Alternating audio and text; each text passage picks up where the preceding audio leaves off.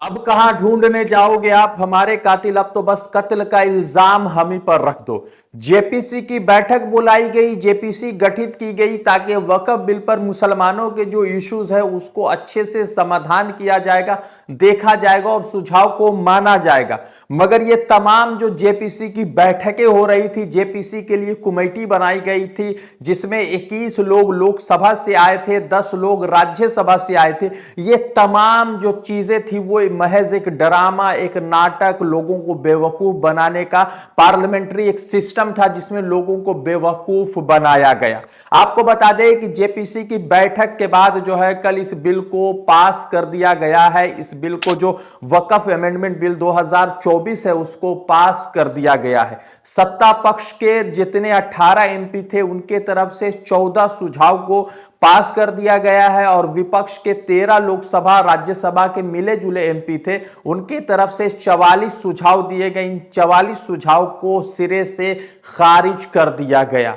यानी कि 8 अगस्त 2024 को यह बिल लोकसभा में पास होती है। 9 अगस्त 2024 को इस बिल को लेकर जेपीसी की कमेटी बनाई जाती है। फिर उस जेपीसी की कमेटी में 21 लोग लोकसभा से आते हैं और 10 लोग राज्यसभा से आते हैं। 18 लोग सत्ता पक्ष के रहते हैं और 13 लोग विपक्ष के रहते हैं। मगर अफसोस की बात है कि पश्चिम बंगाल के कोलकाता में बैठक हुई, पटना में बैठक हुई, उत्तर प्रदेश में बैठक हुई, देश के अलग अलग हिस्सों में बैठक हुई जहां पर वक्फ बोर्ड के साथ इनकी बैठक हुई। उस वक्फ बोर्ड के तमाम जो सुझाव थे उस सब को खारिज करते हुए भारतीय जनता पार्टी के एमपी जगदम्बिका पाल जो इस जेपीसी के चेयरपर्सन थे उन्होंने इस बिल को पास कर दिया है।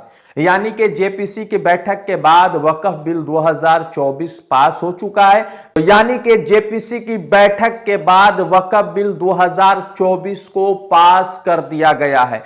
जब जगदम्बिका पाल जो इस पूरे जेपीसी कमेटी के चेयरपर्सन थे उनके तरफ से ये बिल को पास कर लिया गया है और पास इस ऐसे समय पर किया गया जब ऑपोजिशन के 10 एमपी को 24 जनवरी 2025 को जो है उनको सभी को सस्पेंड किया गया क्योंकि उनके ऊपर ये जो है इल्जाम लगा कि उन्होंने जेपीसी की बैठक में शोर शराबे किए, चिल्लाए, हल्ला मचाया, शोर मचाए। इसीलिए इन 10 लोगों को जो है बाहर का रास्ता दिखाया गया, सस्पेंड कर दिया गया और इसी सस्पेंड के बीच जो है जेपीसी की बैठक होती है और बिल को पास कर लिया गया है और कल ये बिल जो है पार्लियामेंट के अंदर पेश किया जाएगा, लोगों से राय मांगी जाएगी और इसको लेकर ये उम्मीद जताई जा रही है कि कल जोरदार हंगामा लोकसभा में हो सकता है।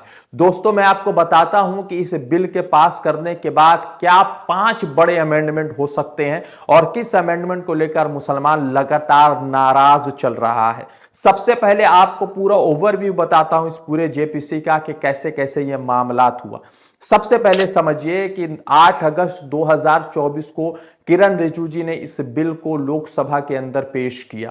शोर शराबा हुआ, हंगामा हुआ और उसके बाद जो है 9 अगस्त 2024 को इसके लिए जेपीसी की बैठक बनाई गई, जेपीसी की कमेटी बनाई गई। इस जेपीसी की कमेटी में तकरीबन 31 लोगों को शामिल किया गया जिसमें 21 लोग लोकसभा से और 10 लोग राज्यसभा से थे।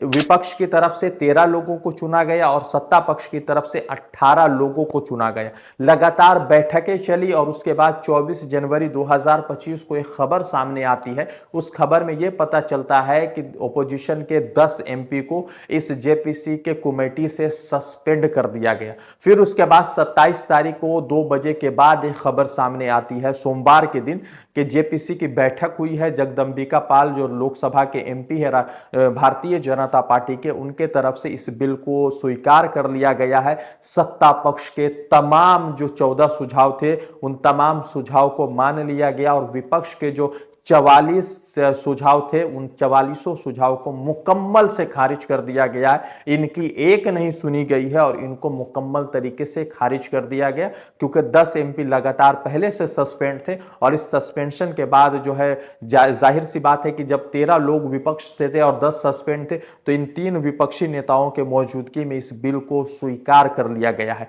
5 बड़े अमेंडमेंट क्या इस बिल में होंगे वो आप समझने की कोशिश कीजिए और यह बिल मुसलमानों के लिए किस तरह से खतरनाक है वो समझने की कोशिश कीजिए। सबसे पहले कि इस वक्फ बिल में 2 नॉन मुस्लिम को शामिल करना अनिवार्य हो गया है, यानी कि मस्जिद कमेटी में या वक्फ की जो कमेटी है उसमें 2 नॉन मुस्लिम को शामिल किया जाएगा, महिला को शामिल किया जाएगा और एक बच्चे को भी शामिल करने की तजवीज़ या सुझाव सामने आए। उसके बाद आएंगे कि जो मुस्लिम व्यक्ति अपने लैंड को वक्फ के लिए डोनेट करना चाहता है, वक्फ में देना चाहता है, कम से कम वो 5 साल तक प्रैक्टिसिंग मुस्लिम हो, यानी 5 साल तक नमाज रोजा करे। तो यानी कि मस्जिद के बाहर एक आदमी को बैठाना पड़ेगा जो ये देखे कि ये आदमी 5 साल में 5 टाइम नमाज पढ़ रहा है कि नहीं, फजर में गया कि नहीं, कब इनकी नमाज जो है जमात के साथ हुई और कब जमात से बाहर हुई।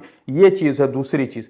तीसरी चीज़ है कि डिस्ट्रिक्ट कलेक्टर या डिस्ट्रिक्ट एडमिनिस्ट्रेशन जो है ये तय करेगा कि किस ज़मीन पर सर्वे होगी और इस ज़मीन का ऑनर कौन होगा, यानी कि डीएम जो है इस बात को तय कर सकता है कि किस ज़मीन पर सर्वे होगी और किस ज़मीन का मालिक कौन होगा। चौथा पॉइंट यह है कि अगर ट्रिब्यूनल में आपकी बात नहीं होती है तो आप हाई कोर्ट में जाकर अपील कर सकते हैं। और पांचवी बात यह है कि अब जो है वक्फ बोर्ड की जमीन पर अगर आप कई सालों तक रह रहे हैं तो अब वक्फ बोर्ड उस जमीन पर अपना जो है ऑनरशिप क्लेम नहीं कर सकेगा, यानी कि ऑनरशिप क्लेम नहीं होगा वक्फ बिल पर। अब किसी तरह से बहुत सारे ऐसी जमीनें हैं जिस पर कब्जा है और उसके बाद जब ऑनरशिप क्लेम की बात आती है वक्फ बोर्ड जब नोटिस भेजता है तो लोग कहते हैं कि ये तो सालों से है तो इस तरह के नोटिस अब नहीं जाएंगे। ये सुझाव सामने आए हैं वक्फ बोर्ड के। मुसलमानों के लिए कितना खतरनाक ये बिल है और किस तरह से ये बिल की आड़ में लोकसभा के इलेक्शन के बाद दिल्ली विधानसभा का इलेक्शन लड़ने की तैयारी में है। कल लगातार जो जितने भी सस्पेंडेड एमपी थे उन तमाम एमपीज की मौजूदगी में एक प्रेस वार्ता की गई। असदुद्दीन ओवैसी की तरफ से इल्जाम लगाया गया कि दिल्ली विधानसभा चुनाव के मद्देनजर देखते हुए ये तमाम फैसले लिए गए। अब सवाल महत्वपूर्ण यह है कि मुसलमानों की मस्जिदों की कमेटी में किसी नॉन मुस्लिम को शामिल होना, तो सवाल यह भी उठता है कि किसी हिंदू के जो मंदिर हैं या जो ऐसे भी धर्म स्थल है जहां पर मुसलमान अब तक कमेटी में नहीं है, क्या उनको कमेटी में शामिल किया जाएगा? ये बड़ा सवाल उठता है। देखना यह है कि कल इस लोकसभा में जब इस पर बैठक होगी, बात होगी, तो क्या कुछ सामने आएगा। रज़ा अंसारी की रिपोर्ट, द इंडियन खबर के लिए।